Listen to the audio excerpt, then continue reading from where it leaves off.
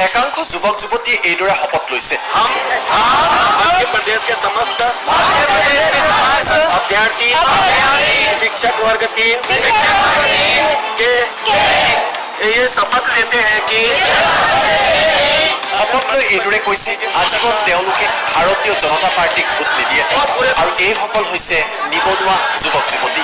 চৰকাৰী চাকৰি বিচাৰি তেওঁলোকে এইদৰে প্ৰতিবাদ কৰিবলগীয়া হৈছে, কিয়নো চাকৰিৰ আশাত তেওঁলোকে বিজেপিক ভোট দিছিল, কিন্তু চৰকাৰ অহাৰ পিছত এতিয়া চাকৰি পোৱা নাই এইসকল যুৱক যুৱতীয়ে আৰু তাৰ বাবেই শপত লৈ এইদৰে প্ৰতিবাদ কৰিছে।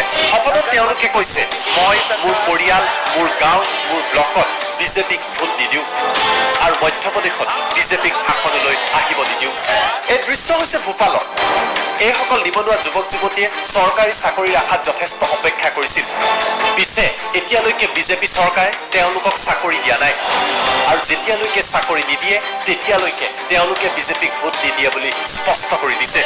শাসনত অহাৰ পূৰ্বে প্ৰতিটো ৰাজনৈতিক দলেই চৰকাৰী চাকৰিৰ প্ৰতিশ্ৰুতি দিয়ে, পিছে শাসন পোৱাৰ পিছত এই কথা পাহৰি পেলাই চৰকাৰসমূহে আৰু তাৰ বাবেই মধ্যপ্ৰদেশৰ শিৱৰাজ সিং চৌহান চৰকাৰৰ বিৰুদ্ধে এইদৰে প্ৰতিবাদ কৰিছে এইসকল নিবনুৱা যুৱক যুৱতীয়ে।